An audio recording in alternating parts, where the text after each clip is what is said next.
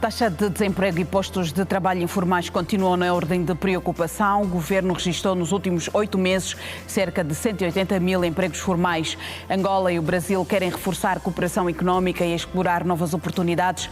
Ministro brasileiro da Agricultura e Pecuária, recebido pelo Presidente da República. Aprovação final global da proposta do Orçamento Geral do Estado para 2025, agendada para o próximo dia 12 de dezembro. Deputados definiram como único ponto da agenda da terceira ação legislativa da 5ª legislatura da Assembleia Nacional. A Seleção Nacional Feminina de Handball pode vencer o Egito e qualificar-se para a final do CAN da modalidade no Congo Democrático. As notícias para segui-las agora no Girassol Jornal.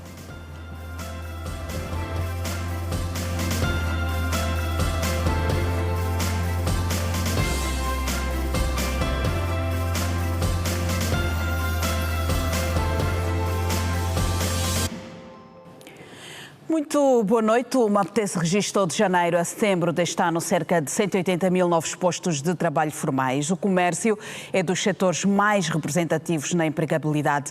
Entretanto, a taxa de desemprego e postos de trabalho informais são ainda preocupação.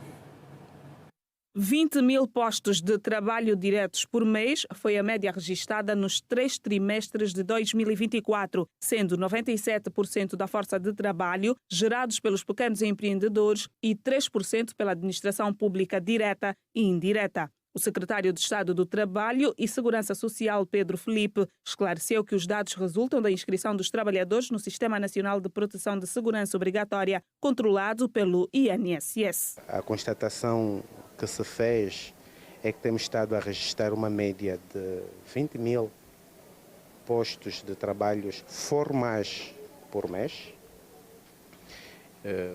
o que nos anima. Os setores mais representativos continuam a ser o comércio e os serviços, embora tenhamos observado também um crescimento consistente a nível do setor industrial, que hoje vai dando o ar da sua graça e vai apresentando números mais expressivos. Continuamos a ter como os setores menos representativos o setor financeiro.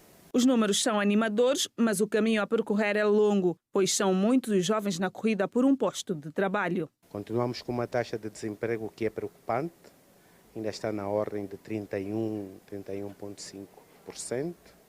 Continuamos com um nível de informalidade muito grande, muito preocupante para a nossa realidade, mas os resultados dão-nos aqui esperanças para continuar neste caminho de incentivo nas políticas ativas de emprego.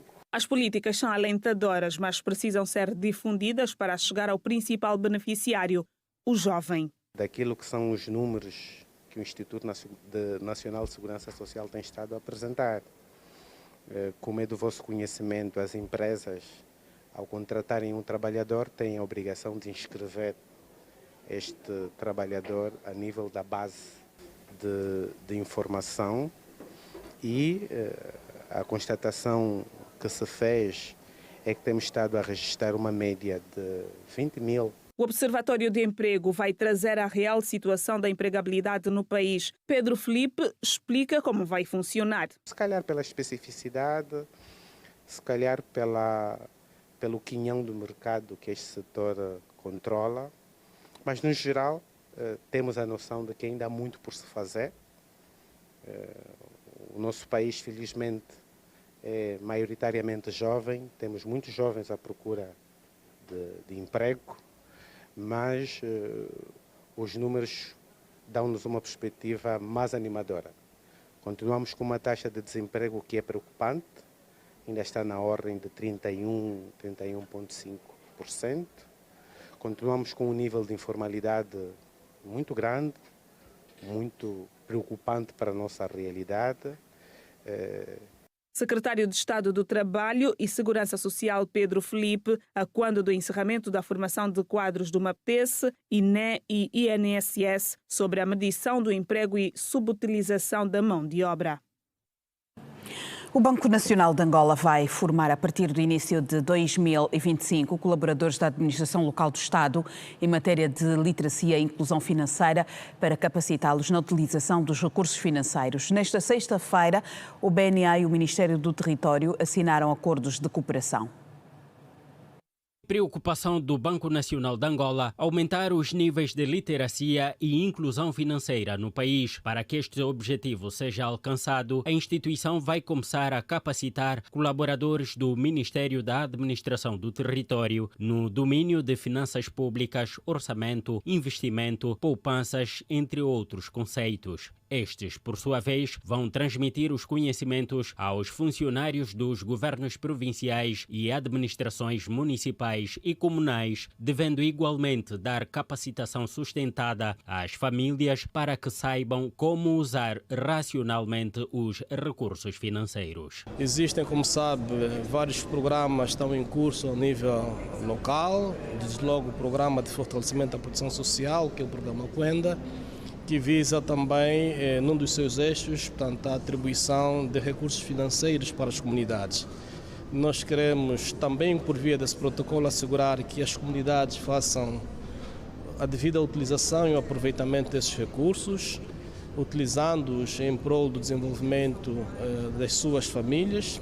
E por essa via vamos assegurar também um desenvolvimento mais sustentado das comunidades. Esta cooperação entre o BNA e o Ministério da Administração do Território faz parte da Estratégia Nacional de Educação Financeira levada a cabo pelo Governo, que visa aumentar os níveis de inclusão financeira. Esta plataforma de cooperação insere-se no âmbito da Estratégia Nacional de Inclusão Financeira, que está em preparação e sob coordenação de Sua Excelência o Sr. Ministro de Estado para a Coordenação Económica, e para nós, o Banco Nacional de Angola, ela inscreve-se também no âmbito das ações que estão a ser desenvolvidas, tendo em conta o que está previsto no nosso plano estratégico para o período de 2023 e 2028, e que consiste em aumentar substancialmente o nível de inclusão financeira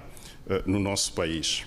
Até setembro deste ano, o Banco Nacional de Angola já realizou mais de 3.000 ações de educação financeira, onde foram capacitadas mais de 200.000 pessoas. Até setembro de 2024, foram realizadas 3.260 ações de educação financeira a nível nacional, com um registro de mais de 200.000 participantes. No período em análise, foram ainda realizadas 731 campanhas de sensibilização, que resultaram na abertura de 71.379 contas bancárias. Estamos convictos que esta parceria que acabamos de celebrar com o Ministério da Administração do Território irá contribuir de maneira significativa para o aumento dos números a que eu me referi. A aprovação final global da proposta do Orçamento Geral do Estado para 2025 no próximo dia 12 de dezembro. Em destaque.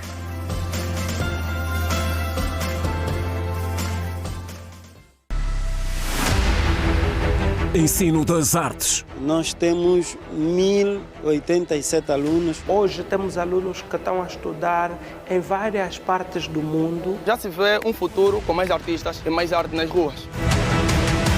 A arte nos liberta. Nós aprendemos para amanhã também ensinar. O estado atual da única instituição vocacionada para o efeito no país. A única, não é, do nível médio. Aqui gastou-se milhões. O mais difícil é a sua manutenção. É uma escola de arte, creio que possa ter mais investimento, né? Dificuldades e sonhos bloqueados. Eles estudam numa escola que fica muito distante de casa. Já estamos há 2 meses sem o transporte. Não há transportes públicos. Eu estou disposta a aguentar todos os desafios que vierem pela frente. SEAT. Reportagem da semana. É para seguir mais daqui a pouco. A reunião plenária referente à terceira sessão legislativa da 5ª legislatura da Assembleia Nacional está marcada para a próxima quinta-feira, 12 de dezembro. Em conferência, os presidentes dos grupos parlamentares definiram como ponto único da agenda da plenária a votação final global da proposta do Orçamento Geral do Estado para o exercício económico de 2025. Com despesas estimadas na ordem dos 34,63 bilhões de kwanzas, a proposta do Executivo para o OGE 2025 contempla um aumento de 40% em relação ao OGE 2024 e foi elaborada com base no preço médio do barril do petróleo em $70. Em sede do Parlamento, o documento levantou vários pontos, tanto na especialidade como na generalidade. Nesta última, por exemplo, o grupo parlamentar do MPLA votou favoravelmente. Não há orçamentos capazes de satisfazer todas as necessidades.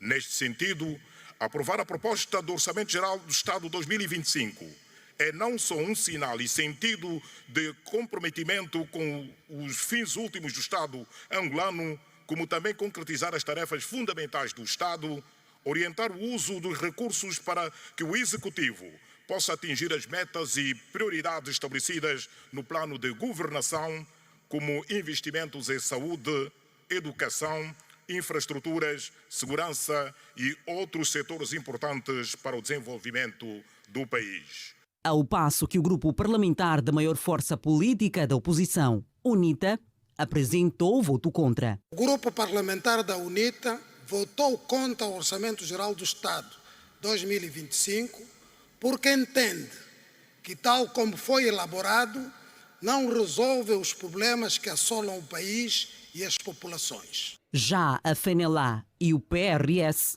também da oposição, ficaram pela abstenção. Votou em consciência pela abstenção a proposta de lei que aprova o Orçamento Geral do Estado para o ano de 2025, uma vez que esse exercício tem lugar numa altura em que o país e os angolanos vivem um quadro socioeconômico bastante preocupante.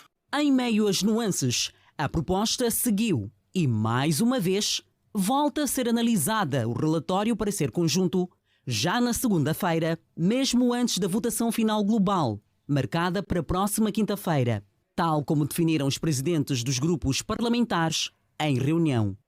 Após a aprovação do diploma, na generalidade, no dia 14 de novembro de 2024, as comissões de trabalho especializadas realizaram reuniões com parceiros sociais e com os auxiliares do titular do Poder Executivo para os necessários ajustes à referida proposta do Orçamento Geral do Estado.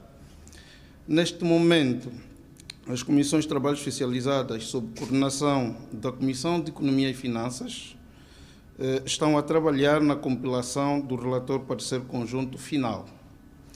Ouvido o parecer das comissões, a Conferência dos Presidentes dos Grupos Parlamentares concluiu que estão criadas as condições para que Sua Excelência, a Presidente da Assembleia Nacional, Carolina Cerqueira, convoque a 4ª reunião plenária extraordinária da Assembleia Nacional para o dia 12 de dezembro. Na proposta, as perspectivas são animadoras para o setor social, que concentra um peso de 21,55% da despesa total, que inclui a dívida, com um montante de aproximadamente 7,46 bilhões de kwanzas. Antes mesmo que pensemos na sua materialização, aguardamos pelo desfecho na quinta-feira. Angola e os Estados Unidos da América assinaram hoje em Luanda um instrumento jurídico-legal no domínio da cooperação científica e tecnológica para a gestão sustentável dos recursos marinhos do Oceano Atlântico. Foram signatários do documento Carmen do Sacramento Neto, Ministra das Pescas e Recursos Marinhos da República de Angola, e Mary Catherine Molley, Subsecretária de Estado norte-americana para os Assuntos Africanos. A assinatura do instrumento jurídico-legal visa estabelecer as bases para a cooperação científica e tecnológica na gestão sustentável dos recursos marinhos no Oceano Atlântico entre as partes, com ênfase na utilização do navio de investigação científica Bahia Farta, propriedade do Estado angolano. Na ocasião, o embaixador Teta António, ministro das Relações Exteriores de Angola, fez um pronunciamento sobre os 3 acordos assinados entre Angola e os Estados Unidos da América nos dias 5 e 6 deste mês, onde destacou os objetivos de cada acordo rubricado e sublinhou a relevância que estes terão para o fortalecimento das relações bilaterais. E ontem tivemos a assinatura de 2 acordos no âmbito do comércio e indústria e no âmbito ainda de transportes. E hoje tivemos esse acordo, 2 acordos muito importantes que têm a ver com questões de ciência e tecnologia no âmbito já da gestão de recursos marítimos. Abrangente que não falemos só da segurança marítima, mas também que falemos da economia azul, que na verdade que traz também mais valia e que alimenta a própria segurança marítima, porque se nós temos a capacidade de conhecer o que temos no mar, de explorar, teremos também a capacidade de financiar até a nossa própria segurança marítima. O chefe da diplomacia angolana anunciou que se prevê igualmente a assinatura de um novo acordo entre o Ministério das Telecomunicações, Tecnologias de Informação e Comunicação Social de Angola e a Administração Nacional da Aeronáutica e do Espaço norte-americano. Durante a sua intervenção, Teta António ressaltou que todos estes acordos são frutos da recente visita de Joe Biden, presidente dos Estados Unidos da América, a Angola, realizada esta semana, o que representa mais um marco fundamental no estreitamento das relações entre os 2 países. Assinaram o instrumento jurídico-legal por parte de Angola Carmen do Sacramento Neto, ministra das Pescas e Recursos Marinhos, e Mary Catherine Moll-Fee, subsecretária de Estado norte-americana para os assuntos africanos. E os oceanos são exatamente o maior sistema alimentar aquático, ou a base do sistema alimentar aquático. Os oceanos são, na realidade, um grande financiador das populações biológicas. E é este desafio, efetivamente, de olharmos para a plataforma científica que representa o nosso navio de investigação. E hoje começamos um novo capítulo no sentido de enviar esforços para a boa gestão marinha dos recursos marinhos existentes em Angola. Testemunharam o ato, além do ministro das Relações Exteriores, Teta António, Domingos Custódio Vieira Lopes, secretário de Estado para a Cooperação Internacional e Comunidades Angolanas do MIREX, membros do corpo diplomático estadunidense acreditado em Angola e altos funcionários dos Ministérios das Relações Exteriores e das Pescas e Recursos Marinhos. O Presidente da República recebeu em audiência nesta sexta-feira no Palácio Presidencial aqui em Luanda Sultan Mohammed bin Sulaim, CEO da multinacional DP World, e o Ministro da Agricultura e Pecuária da República Federativa do Brasil, Carlos Fávaro. As audiências visaram reforçar a cooperação económica e explorar oportunidades de investimento nos setores da logística, transporte marítimo e agricultura. Após ser recebido pelo presidente João Lourenço, o ministro da Agricultura e Pecuária do Brasil, Carlos Fávaro, anunciou que Angola quitou toda a sua dívida, abrindo caminho para novos financiamentos e investimentos em diversos setores. Angola honrou todos os compromissos, Angola cumpriu todos os compromissos financeiros com o Brasil, portanto, não há motivo para que a gente não continue financiando as nossas relações, investimentos em tecnologia, desenvolvimento econômico, parcerias, industrialização. Então, o presidente Lula quer retomar essas linhas de financiamento, quer investir em transferência de tecnologia, de produção agrícola aqui, de agroindústria e também ampliar as nossas relações de exportação do Brasil para a Angola e recíproca. Fávaro também trouxe uma mensagem do presidente Lula da Silva, que expressou o desejo de recuperar o tempo perdido e tornar Angola uma potência agrícola, assim como o Brasil. O presidente Lula determina que as boas relações comerciais são de compra e de venda, de transferência de tecnologia e de crescimento mútuo. Então, é essa mensagem que vim trazer ao presidente João Lourenço. Veja que o Brasil se tornou, nos últimos 50 anos, um grande produtor de alimentos para si e para o mundo, e nós encontramos aqui as mesmas características. Então, a certeza que deu certo no Brasil dará certo aqui também, e é isso que nós estamos firmando. No fim da outra audiência, o CEO da multinacional DP World manifestou interesse em colaborar com Angola na expansão do porto de Luanda e na construção de outras infraestruturas industriais. E abordamos com Sua Excelência o Presidente os nossos planos de expansão do porto, assim como também a construção de parques industriais que pretendemos estabelecer em várias partes do país. E também falamos sobre o Porto de Caio em Cabinda. E, no final, Sua Excelência o Presidente da República solicitou-nos que apresentássemos um plano concreto sobre a cooperação em todas essas matérias, plano este que elaboraremos e remeter a posterior. Sulayen também demonstrou interesse em operar no corredor do Lubito, área em que a DP World tem experiência em logística e transporte de mercadorias. A ideia do corredor de Lubito no passado era um sonho, mas um sonho que se tornou numa realidade, porque trata-se, digamos, de um sistema intermodal, porque vai ajudar a transportação de mercadorias do Atlântico ao Índico e vice-versa, e, claro, podendo utilizar vários meios de transporte, seja por estrada, por via ferroviária e todas as outras vias.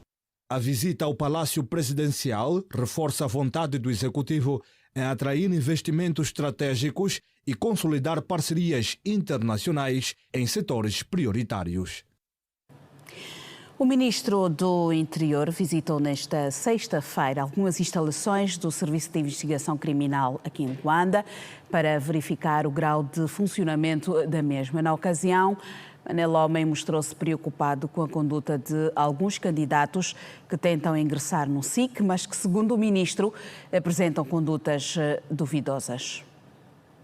Constatar o estado técnico das infraestruturas que acomodam os efetivos do Serviço de Investigação Criminal foi um dos objetivos que levaram o ministro do Interior, Manel Homem, a realizar uma visita de campo a algumas instituições. A jornada de trabalho começou no comando da 5ª Divisão, no bairro Popular. Aí, o governante afirmou estar preocupado com a degradação do local, que já não reúne condições laborais. Nós constatamos no bairro Popular, onde temos algumas das nossas direções a funcionar, é um ambiente que, portanto, não deve orgulhar a ninguém.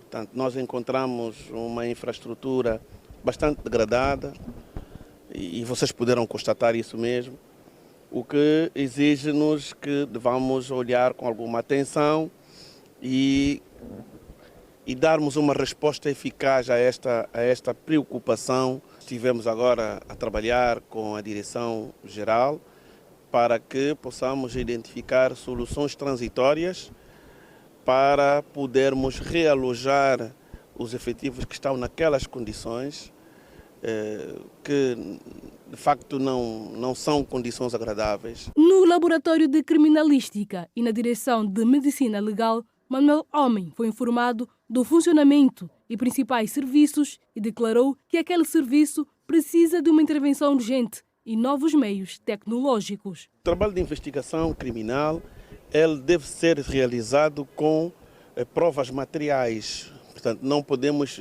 criar suposições sobre o trabalho de investigação.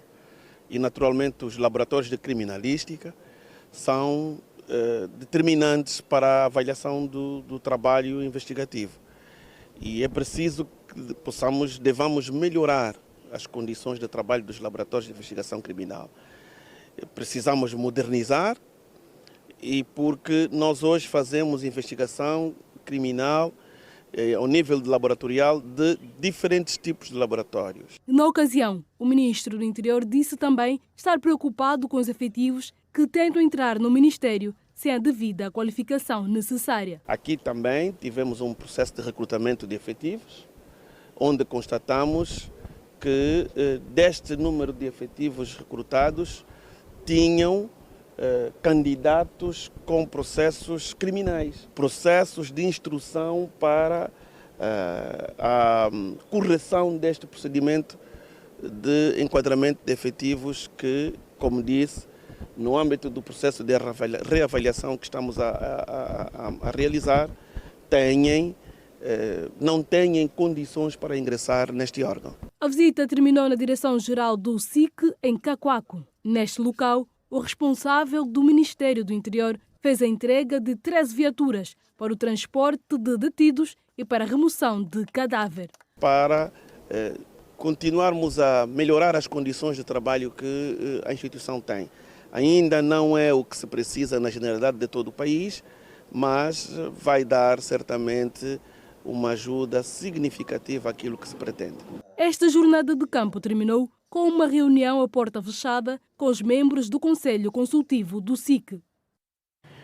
O Instituto Politécnico Médio de Artes (CEART) tem atravessado momentos conturbados que vão desde a falta de condições financeiras para a manutenção do estabelecimento de ensino, bem como a falta de transportes, este último que tem provocado a desistência de muitos alunos. Localizada na comuna da Camama, a instituição, que foi inaugurada em 2015 e tem a chancela do Ministério da Cultura, conta com internamento que nunca entrou em pleno funcionamento. Estes e outros assuntos vão ser apresentados já a seguir na reportagem da semana, que tem a assinatura do Simão João.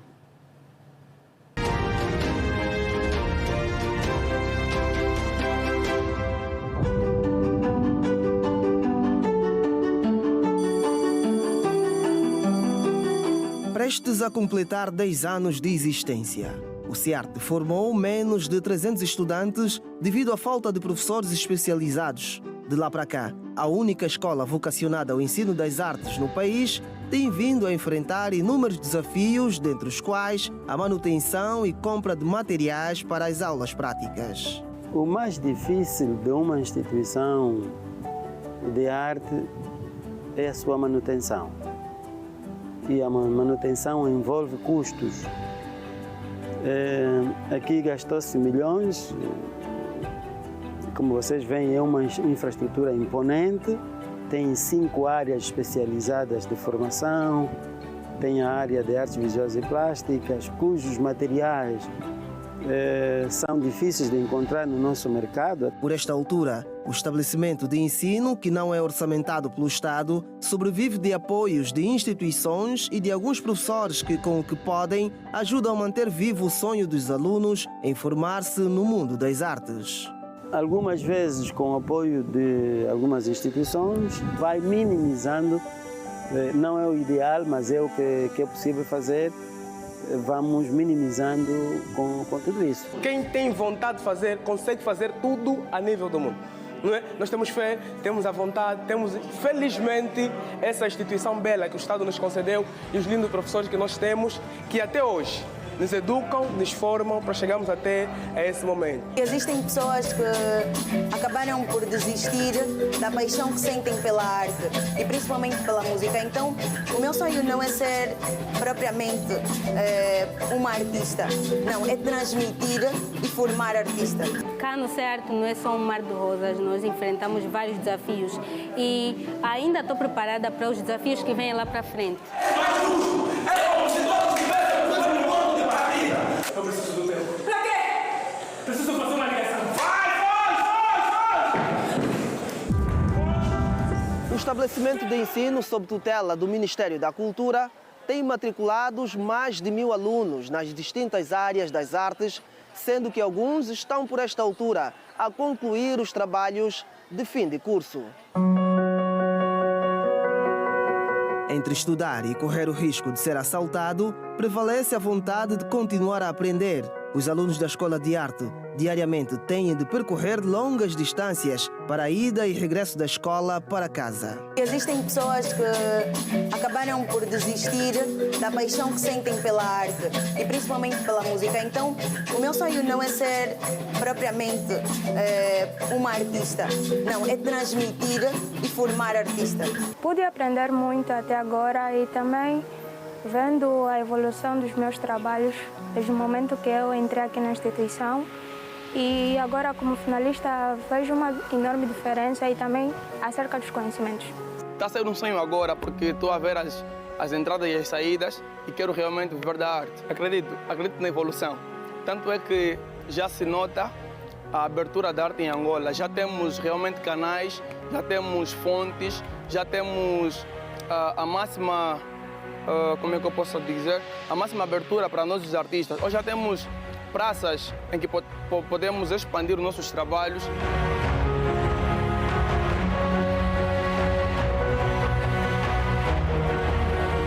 A instituição, que não é orçamentada pelo Estado, conta com 2 autocarros que se encontram avariados, situação que tem provocado a desistência de muitos alunos. Muitas das vezes passamos por N dificuldade para chegarmos até aqui e é muito esforço que temos feito. Além disso, temos transporte que infelizmente não funciona, não é? Então precisamos mesmo também de muita ajuda quanto a esta vertente. A nossa segurança aqui está muito em jogo porque vários colegas reclamam de assalto. Temos aqui uma esquadra perto, né? E muitas vezes também a patrulha tem mesmo feito a ronda. Sim, mas acho que o trabalho tem que ser mais redobrado. Os alunos gostam bastante do que fazem, são alunos muito esforçados, na sua maioria com condições precárias, e aqui a localização da escola não é tão fácil chegar, mas ainda assim são alunos pontuais, são alunos presentes, são alunos muito esforçados. Aqui a persistência, a palavra de motivação, é importante que a distância não seja um elemento que vos vai desmotivar a continuar.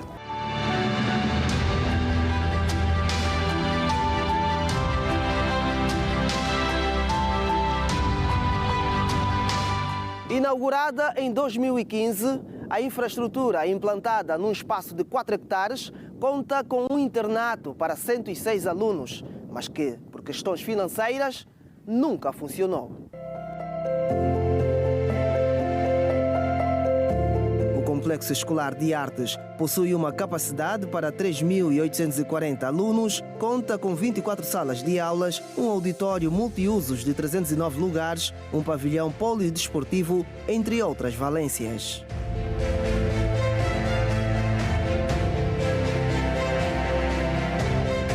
Sigam os seus sonhos, porque acho que também é difícil seguir os seus sonhos se os pais não apoiarem, né?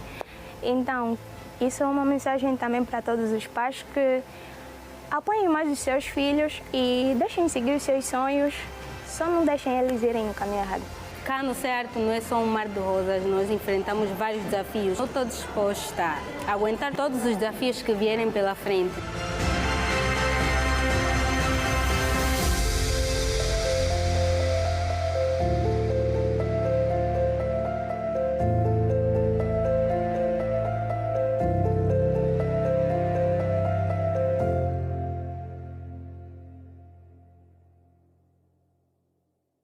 Em estúdio tenho o professor José Luís Mendonça, que é um homem de cultura também. Professor, muito boa noite, obrigada e bem-vindo ao Girassol Jornal. Vamos começar a olhar pelos desafios do ensino das artes no país, quer do ponto de vista da educação formal e também das práticas culturais. Eu perguntava-lhe, pela reportagem que acabamos de ver, uma instituição como esta, com esse potencial todo, é de alguma forma preocupante estar numa situação como esta? Este é daqueles casos em que se criam projetos megalómanos e depois não se acompanha. Em primeiro lugar, eu já estive nesta escola e também já estive no Hospital Azencourt de Menezes, que é ali perto. Não há nenhum meio de transporte que circula por ali. Portanto, o Estado tem que projetar, o Ministério dos Transportes, que é Tecur ou a Macon, passe por ali. Eu fui ao Hospital Azencourt de Menezes e vi muita gente andar a pé, apanhar motas e não sei o que, com doentes. E a mesma coisa deste centro de ensino de artes. Está abandonado no meio do deserto. Aquilo é um descampado tremendo. As pessoas realmente correm muito perigo. Este é o primeiro aspecto. O segundo aspecto é que esta escola é muito importante, por isso é que foi criada, mas em Angola há pouco dinheiro para a cultura.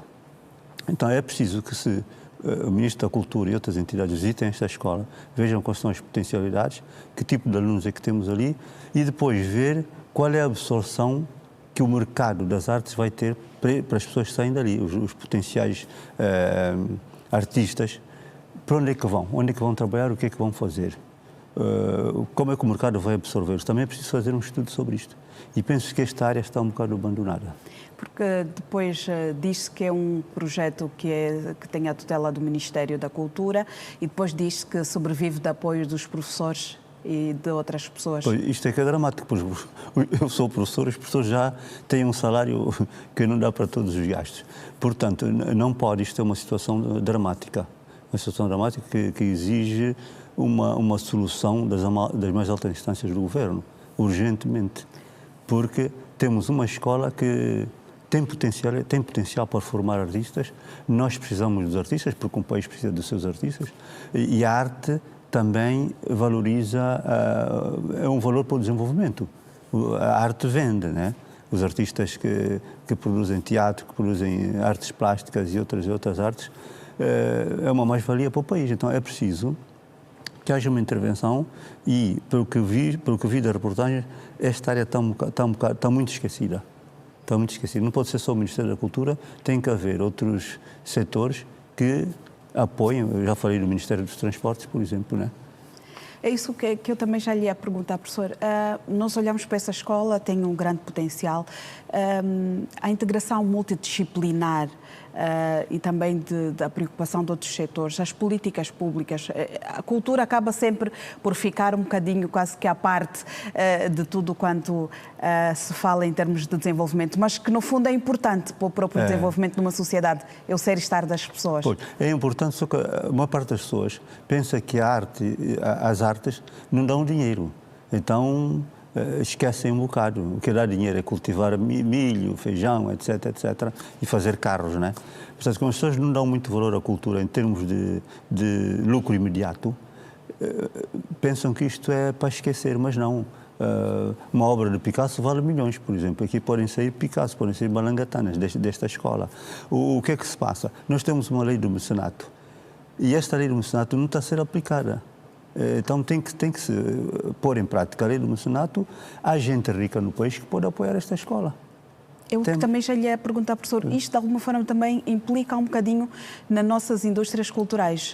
Afeta? É o facto de nós não termos grandes produções, por exemplo, em várias áreas? Sim, isto afeta imenso. É preciso fazer pesquisas, estudos e é preciso convidar os grandes empresários, as grandes empresas que temos no país que têm dinheiro, a visitar a escola e darem apoio. Isso é possível. Os tais mecenas que depois beneficiam de um desconto nos impostos. Portanto, esta lei, já ouvi falar de problemas que há que não está a ser aplicada, porque a AGT também não está a colaborar com a lei do mecenato para reduzir os impostos dos mecenas. Portanto, é preciso um trabalho muito árduo que pode começar a ser feito pelo Ministro da Cultura e que envolve, então, outras áreas, a indústria, e então pôr aqui os mecenas a financiar esta escola. Professor, os nossos ricos, as pessoas que têm dinheiro, são pessoas que consomem a nossa arte? Este é outro problema. Por exemplo, quando você vai a um banco como BPC, por exemplo, ou vai ao aeroporto, encontra lá quadros de artistas. Estes artistas recebem encomendas e vendem aqueles quadros por um bom preço. Tirando alguns bancos que consomem artes plásticas, estou a falar das artes plásticas, são poucos os empresários que eu conheço, que eu saiba, que financiam artistas para produzirem quadros, obras de artes plásticas para pôr nos seus escritórios, por exemplo, né? Mas podia-se começar a convidá-los a fazer isto. Era uma saída, né? É uma saída. Depois é preciso visitar estes jovens, estas crianças que estão na escola, saber o que é que eles pensam no futuro, o que é que eles querem fazer e projetá-los para a frente. Então, eu nunca vi uma exposição desta escola. Tenho visto exposições individuais no Instituto Camões, noutros sítios, mas é preciso que esta escola também saia de dentro e vá fazer exposições, vá mostrar a sua arte, o teatro que fazem, a música. É preciso também dar a conhecer, não podem ficar ali confinados no mato. Se calhar é o tal incentivo que também precisam, não é? Os professores, em vez de se organizarem para fazerem tais exposições, estão mais preocupados em manter a escola, fazer a tal manutenção e de continuarem as aulas. Não, é com um projeto deste, não pode sobreviver sozinho, isolado. É a tal questão da interdisciplinaridade. É um projeto deste tipo, exige a partida que haja outros setores a colaborar com eles. Visitas constantes, 3 em 3 meses, de mês a mês, ir lá, falar com os professores, saber que tipo de apoio que eles precisam, porque isto, falando assim claramente, dá dinheiro, a arte dá dinheiro. Se for bem projetada, bem trabalhada a coisa, é claro que dá. Angola não é só Luanda, os artistas podem expor nas províncias, podem expor fora do país. E agora que é o corredor do Lubito, por exemplo, nós depois, mais tarde, quando aquilo estiver a funcionar com eles, podemos fazer intercâmbio com os outros países, intercâmbio nesta área das artes, não é? É outra mais-valia. Pois é esta a questão, professor, porque nós produzimos os artistas não só para nós internamente, pois. É uma forma de também podermos projetar o nome de Angola fora. É isso, é uma questão de não só de nacionalismo, mas de patriotismo também e projetar o país. As artes projetam muito o país. Você, lá fora ouve falar de Pepe Tela, Agostinho Neto, porque são artistas foram. Portanto, a arte tem valor para projetar uma nação. Professor, então, como é que nós poderemos olhar para escolas como estas? Esta é a única que nós temos de nível médio em termos de artes e para aqueles artistas individuais também que não estão nas escolas, mas que precisam destes incentivos para poderem desenvolver a sua arte, para poderem também de alguma forma contribuir para as nossas indústrias culturais e podermos desenvolver este setor dentro do nosso país. Quais são os incentivos? Quais são as pessoas que podem estar envolvidas e como é que se pode fazer isto? Bom, isto aqui partiria primeiro para um simpósio nacional, uma espécie de congresso nacional dos artistas, onde iriam os individuais que não estão integrados nas escolas e os estudantes. Tudo isto organizado pelo Ministério da Cultura, convidar alguns intelectuais, alguns escritores e outras pessoas, né? E convidar alguns membros do governo para participar no simpósio, para ouvir as pessoas o que é que têm a dizer, saber e apontar caminhos, porque isto exige reflexão. Exige reflexão, mas é preciso falar com as pessoas. Não se fala com as pessoas. Eu não conheço, deve existir uma série de artistas aí nos bairros periféricos, uma série de gente que está a fazer coisas incríveis que não são divulgadas. Portanto, é preciso chamar essas pessoas todas, metê-las numa sala, um simpósio de 2, 3 dias sobre as artes em Angola. Mas mais do que fazer, professor, é necessário também depois que estas contribuições sejam de facto acolhidas e passadas à prática. Sim, é preciso falar constantemente sobre este assunto, trazer à imprensa para não esquecer. Professor, vou agradecer a sua presença, muito obrigada. Continuação de uma ótima noite, até à próxima. Eu que agradeço, até à próxima. Boa noite. Obrigado. Nós vamos fazer uma curta pausa neste jornal. Daqui a pouco voltaremos com outras matérias. Só para dizer que Angola está na final do CAN de handball, o CAN que decorre na República Democrática do Congo. Até já.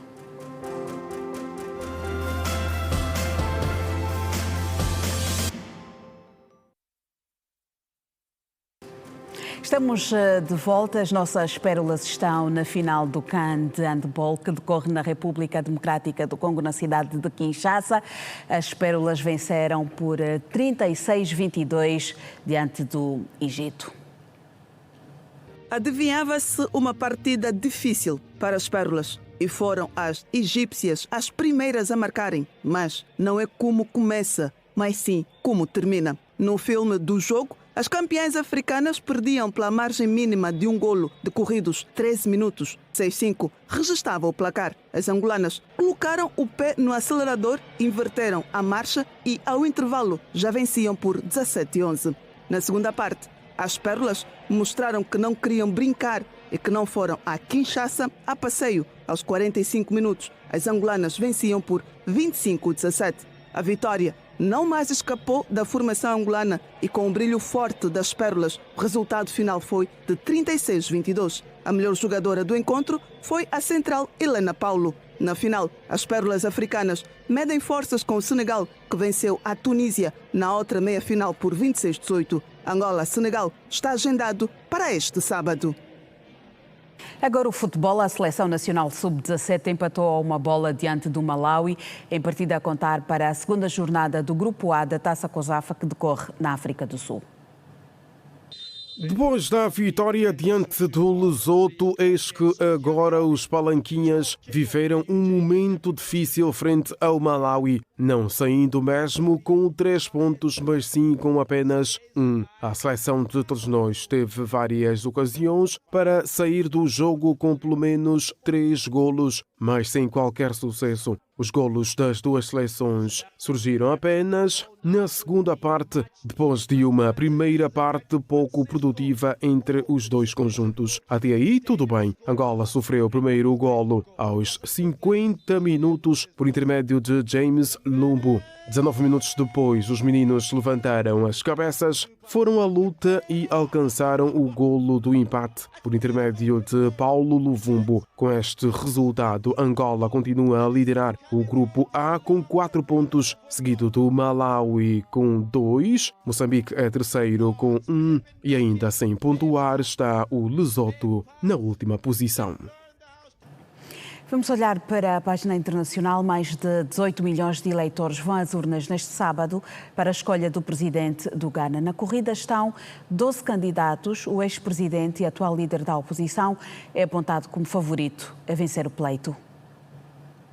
Com a sociedade mergulhada em altos índices de inflação e a economia cada vez mais fragilizada, 18 milhões e 700 mil ganenses estão aptos para tomarem a decisão de mudar o cenário atual, escolhendo um novo presidente entre 12 candidatos. A eleição acontece já neste sábado. No seio da juventude, que constitui a maior parte da população, 38%, paira o desejo de ter à frente dos destinos da terra de Kwame Nkrumah um presidente que possa resolver os problemas de inflação, desemprego, dívidas e a constante desvalorização da moeda. Embora 12 candidatos tenham os olhos postos no lugar mais alto da nação, 2 deles aparecem à frente. Mahamudu Bawumia, o atual vice-presidente, e John Mahama, presidente entre 2012 e 2017, atualmente líder da oposição. Uma pesquisa do mês de novembro do grupo global Info Analytics, com margem de erro de 1,9%, indica que Mahama segue a liderar a intenção de voto com 52%, seguido por Bawumia com 41,3%.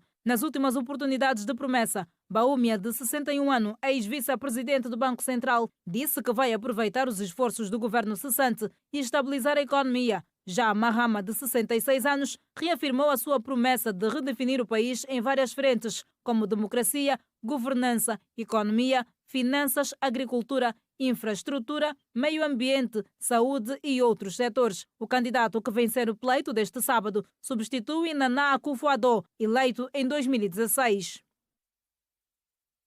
O Tribunal Constitucional da Roménia anulou os resultados da primeira volta das eleições presidenciais de 24 de novembro.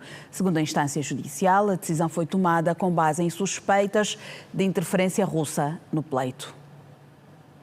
A anulação acontece a 2 dias da segunda volta das eleições, marcada para domingo, cuja primeira foi vencida pelo candidato Calin Georgescu. Segundo o Tribunal Constitucional, a anulação das eleições deve-se a suspeitas de interferência russa. A instância superior judicial afirmou que anulou todo o processo de eleição do presidente romeno para garantir a validade e a legalidade do escrutínio e apelou ao recomeço de todo o processo eleitoral. Antes da decisão do tribunal, o presidente romeno desclassificou na quarta-feira informações que alegavam que a Rússia tinha levado a cabo nas redes sociais uma campanha para promover o vencedor da primeira volta, que, segundo sondagens, estava com 6% das intenções de voto, mas a 24 de novembro apareceu com 23%. A par da suposta interferência, as autoridades romenas também questionaram o papel da rede social TikTok devido à forte presença na plataforma do vencedor da primeira volta. O Serviço de Informações garantiu que Georgescu havia sido apoiado por uma estratégia de interferência e que a promoção do vencedor da primeira volta recebeu um financiamento externo não declarado de mais de €1 milhão,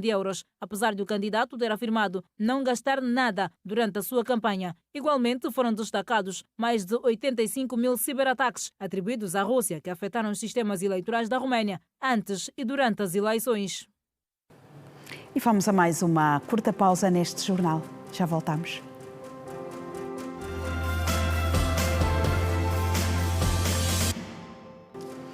Mais de 2 quilómetros de estrada foram asfaltadas pelo governo da província do Mochico para melhorar a circulação, isto dentro do âmbito de reabilitação das vias secundárias nos bairros periféricos da cidade de Luena.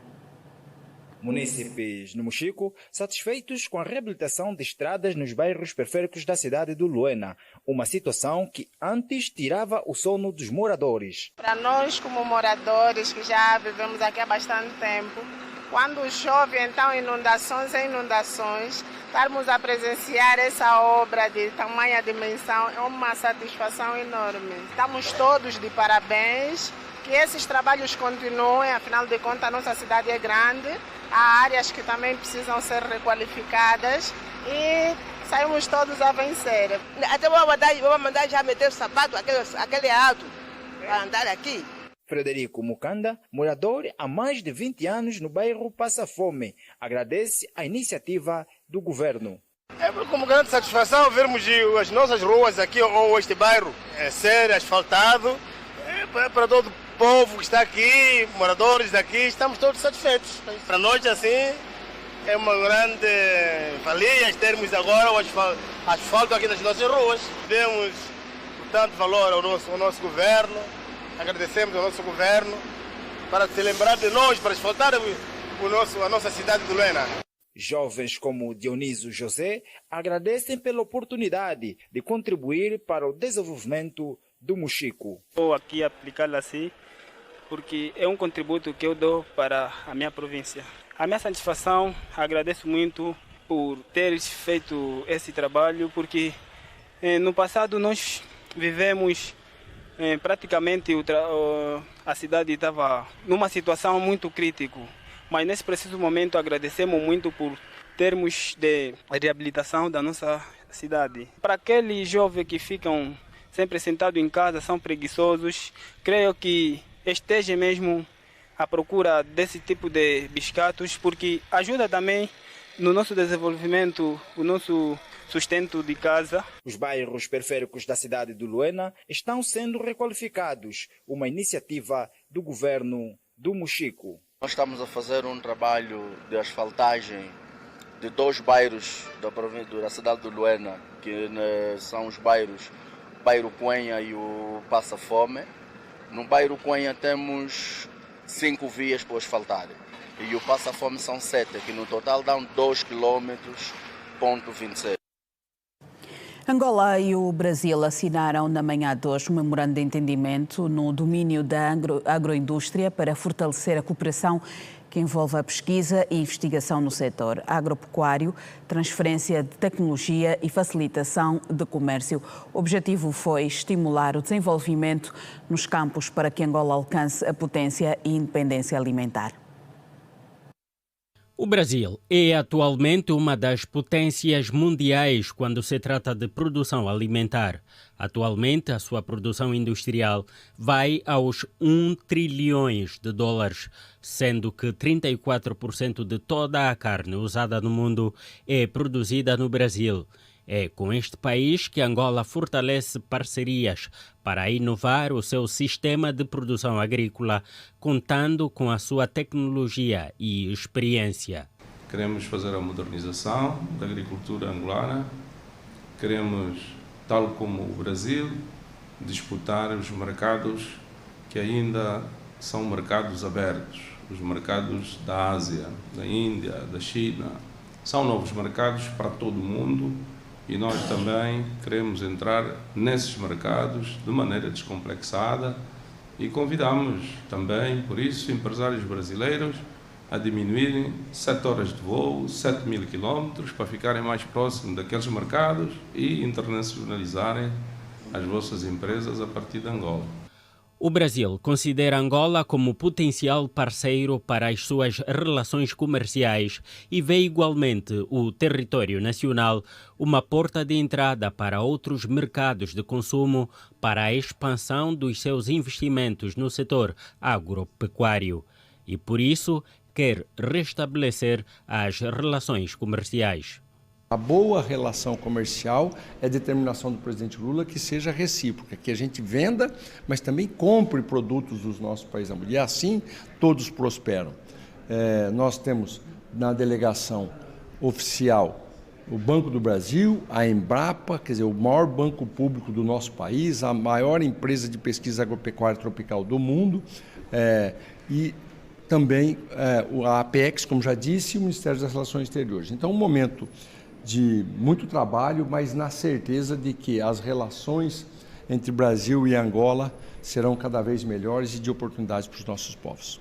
Os dois países reconhecem que as trocas comerciais baixaram significativamente nos últimos 10 anos, mas garantem melhorias e o setor agropecuário está entre as prioridades. É neste sentido que, além dos acordos de alto nível entre os dois governos, foram também assinados instrumentos entre o Instituto de Investigação Veterinária de Angola, o Instituto de Investigação Agronômica e a Empresa Brasileira de Pesquisa Agropecuária, Embrapa, para a cooperação em matérias de pesquisa e tecnologia agrícola. Como é de conhecimento de todos, as relações entre Angola e Brasil regrediram durante um certo período, ao longo do qual reduziu-se a quantidade de projetos de investimentos de origem brasileira, distribuídos por setores como prestação de serviço, comércio e indústria, tendo a agropecuária uma atenção residual. No entanto, os tempos são diferentes e estamos aqui para melhorar as relações do ponto de vista econômico. O país do samba garante aumento dos fluxos comerciais muito acima dos 4 bilhões de dólares do que tinha atingido há 10 anos. O nosso fluxo comercial, que já foi de mais de 4 bilhões de dólares por ano, infelizmente se reduziu muito no governo passado. Nós estamos retomando esse fluxo comercial, hoje da ordem de 1,4 bilhão de dólares, o que ainda consideramos muito pouco. É uma balança comercial ainda bastante favorável à Angola, que exporta basicamente petróleo também para o Brasil. O Brasil exporta algo em torno de 300 milhões, 400 milhões de dólares em alimentos, produtos da agropecuária brasileira para Angola, mas que pode e deve ser em uma proporção muito maior. Nós temos grandes oportunidades. O Oceano Atlântico nos une, não nos separa. É através dele que a gente vai fortalecer essas relações comerciais, ampliar e trazer tecnologias, produção aqui. É um fluxo não só comercial, mas também de integração. A classe jornalística prestou tributo a Ismael Mateus com o início do projeto Ciclo de Palestras nas Universidades sobre técnicas de jornalismo, lançado esta sexta-feira em Luanda pelo Centro de Formação de Jornalistas Cefojor. A iniciativa busca fortalecer a formação académica e profissional em jornalismo em Angola, destacando o legado do renomado jornalista e escritor. A iniciativa, que arrancou na Universidade Metodista de Angola, busca fortalecer a formação académica e profissional em jornalismo, perpetuando o legado do renomado jornalista e escritor. A edição inaugural do projeto contou com a presença de várias personalidades, incluindo o secretário de Estado para a Comunicação Social, Nuno Caldas, que sublinhou a relevância da formação contínua como um pilar para o desenvolvimento do jornalismo em Angola. Incumbe aos órgãos de comunicação social e aos jornalistas que jogam um papel relevante no processo da transmissão de informação e na formatação da consciência social e têm a responsabilidade de facilitar a veiculação da mensagem. Reitero, a comunicação social desempenha um papel insubstituível na interação e na transmissão de mensagens positivas, impulsionadoras de valores morais e cívicos. E aqui, fazendo jus ao nosso passado, em reconhecimento a todos que aqui estão e os que não estão presentes, foram jornalistas que desempenharam nas várias etapas do nosso processo político, depois da independência nacional, que debaixo do sol, debaixo de chuva, debaixo do fogo, no período de guerra, faziam e fizeram tudo para que a informação chegasse até o último cidadão. Na ocasião, o diretor-geral do Cefojor, Ico Mabamba, destacou que o ciclo de palestras responde ao desafio de promover um jornalismo mais rigoroso e comprometido com acesso à informação. Excelências, minhas senhoras e meus senhores, neste ciclo de palestras temos o privilégio de contar com a experiência de jornalistas veteranos que, com dedicação e entusiasmo, irão partilhar os seus vastos conhecimentos e vivências profissionais. Estes mestres são uma fonte inesgotável de inspiração e o seu contributo será essencial para levarmos esta iniciativa a todas as regiões do país. A palestra inaugural abordou a história do jornalismo angolano, reforçando a importância de valorizar a trajetória da comunicação social no país e a contribuição de figuras de destaque como Ismael Mateus. Um dos momentos mais altos da cerimónia foi a entrega de menções honrosas à família de Ismael Mateus, em reconhecimento do seu valioso contributo à comunicação social angolana. Ismael Mateus, falecido a 1 de outubro em acidente de viação aos 60 anos, foi uma das vozes mais marcantes da comunicação social angolana. Jornalista, professor universitário e membro do Conselho da República, Ismael Mateus teve uma carreira ilustre com passagens pela televisão pública de Angola e a Rádio Nacional de Angola. Até a data da sua morte, era a principal atração do programa Visão de Ismael Mateus, transmitido às sextas-feiras pela TV Girassol, onde partilhava análises e reflexões sobre temas relevantes para a sociedade angolana. Decorre a primeira edição da Expo Natal 2024. Neste caso, o evento serve para celebrar o espírito natalino em família. E a acompanhar este evento está o repórter Fábio Medina, que entra em direto para o Girassol Jornal. Medina, muito boa noite. O evento já começou. Como é que irá decorrer ao longo destes dias?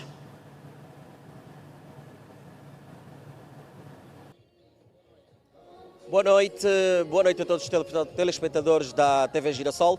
Estou aqui na Baía de Luanda para presenciar a primeira edição do Arena Dream e Expo Natal 2024. Este que é um evento que reúne as famílias angolanas, um evento natalino, todos o espírito do Natal à volta deste ano. O ato inaugural deste evento foi feito pelo governador da cidade de Luanda, Luís Nunes, e nós viemos aqui presenciar. Para mais detalhes profundamente sobre este evento, eu tenho aqui comigo o PCA do Grupo Arena, Bruno Albernaz. Boa noite. Boa noite. Muito obrigado pela vossa cobertura. De facto, já está inaugurada esta que é a primeira edição do Arena Dreamland, um lugar para as famílias, para se vivenciar o espírito de Natal, para poder, de alguma forma, cultivarmos os valores da fraternidade, da irmandade, da família, da solidariedade e que possamos tornar estas festas 2024 o mais felizes possível, proporcionando a melhor experiência a todos os habitantes da província de Luanda, a todos os cidadãos da cidade, a todos os habitantes da cidade de Luanda, e quem nos quiser visitar de outras províncias, claramente que será muito bem-vindo. Esta inauguração foi marcada, chegamos e já vimos algum show de pirotecnia, mais alguma coisa que marcou esta inauguração? Foi um ato simbólico de acender as luzes de Natal, foi um ato simbólico para acendermos as luzes de Natal, para também celebrarmos este início de época festiva com o show de pirotecnia e aqui com estas primeiras atrações, com a Casa do Pai Natal, com a presença do Pai Natal, a chegada de todos estes integrantes da família Natal, para que, como disse e repito, se proporcione uma melhor experiência e um melhor ambiente para quem nos vai visitar de hoje, dia 6 de dezembro, até ao próximo dia 22 de dezembro, aqui na Baía de Luanda. Além do encontro entre as famílias, o que é que mais podemos esperar de hoje, dia 6, até o último dia 22? muito entretenimento, muitas brincadeiras para as crianças, música, peças de teatro, ou seja, muito entretenimento a pensar nos nossos pequenos, nos nossos filhos e em toda a família para participar nestas que são, destas que começam hoje, as festas de Natal, edição 24. As portas abrem-se apenas para o público amanhã? Sim, para o público estão abertas amanhã a partir das 10 horas até às 22h30. Muito obrigado. Obrigado. Então, a partir da manhã, às 10 horas, as portas estão abertas para todo o público. Aqui o pessoal começa, já temos algum pessoal aqui presente, temos este espaço aqui convidativo, onde temos o Pai Natal, temos a casa aqui organizada, temos também a árvore de Natal toda iluminada. O cenário está super agradável e convidativo para termos aqui todas as famílias a serem recebidas e conviverem aqui no espírito natalino. Espera-se muita gente de acordo à organização. O evento está feito, está lançado e todos estão convidados para que este evento seja o máximo possível. E é isto. Nós vamos continuar aqui a festejar, a noite ainda é longa, apesar de não estar ainda aberta para o público em geral, mas está muito agradável. Nós vamos ficar aqui em companhia do Pai Natal e em companhia de todas as pessoas aqui presentes e gostaria muito que vocês também estivessem aqui connosco. Muito boa noite, o Fábio Medina, a partir da ilha de Luanda, a Bahia mais propriamente, onde está a acompanhar ou acompanhou a abertura da primeira edição da Expo Natal 2024. E é desta forma também que encerramos o Girassol Jornal desta sexta-feira. Obrigada pela sua atenção. Continuação de uma ótima noite. Passe bem.